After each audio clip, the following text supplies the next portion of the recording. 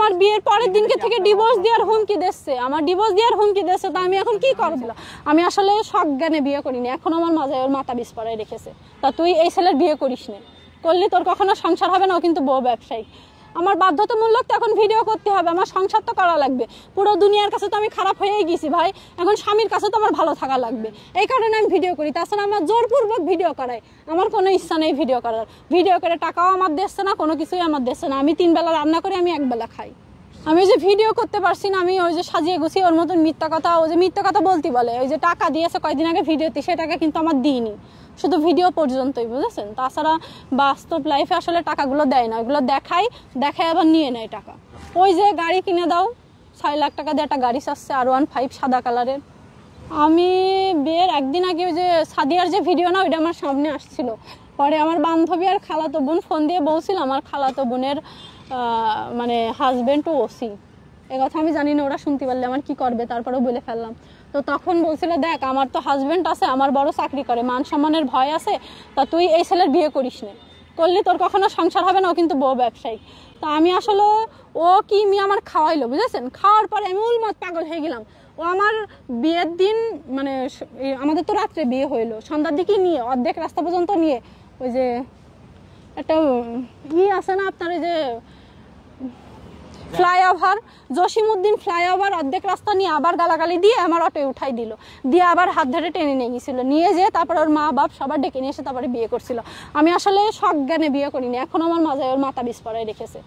কাপড় কেটে নিয়েছে, বাইরের লোক কিভাবে কাপড় কাটে, এইসব পাগল কথা আপনারা শোনেন কিভাবে? ওর বাড়ির লোকই কাপড় কাটে, বাইরের লোকে কোনোদিন ওদের বাড়ি ঢুকতে পারেন? ওদের বাড়ির একটা সুতো, আমার মা মুড়ি নিয়ে গিয়েছে, তারপরে হলো বাতাসা, মাছ, মানে যা যা লাগে, মানে বিয়ে বাড়ি মানে মেয়ের বিয়ে হলে যা যা নিয়ে যাওয়া লাগে আমার মা সব নিয়ে গেছে। বিশ্বাস করেন একটা মুড়ি, 1 পিস মুড়ি ওর মা এলাকার কারোর দিইনি, শিখাই দিয়েছে যা তাই বলেছি, সংসার তো করা লাগবে, বিয়ে করে ফেলেছি, ভাইরাল হয়ে গেছে, এখন কি করবো বল? আলমের সামনে যাবে, আলম তো অলরেডি যে আপনার ভয়েস দিয়েছে আমার বড় ভাইয়ের কাছে যে ওর নিয়ে আমি সংসার করবো না, আপনারা আসেন আমি ছেড়ে দেবো, ছেড়ে দিয়ে আপনারা নিয়ে যান আপনার বোন। এই যে অনেকগুলা ভয়েস দিয়েছে, কিন্তু এই দেখেন অনেকগুলা ভয়েস দিয়েছে। হ্যাঁ, তাহলে আপনি কি ধরনের পদক্ষেপ নেবেন? পদক্ষেপ আসলে সামনে পালিত জুতোর বাড়ি কয়টা দিতাম, টাকা পয়সা কিছু লাগতো না, জুতোর বাড়ি দিয়ে চলে যেতাম। আমি আসলে টাকার ভুক্তভোগী না, আমার হয়তো লাইফে ভালো কিছু হবে, ভালোর থেকেও ভালো আছে, খাট ভাঙলি খুঁড়ো আছে, তার ভালো আরো আছে, পড়ে থাকবো না আমি।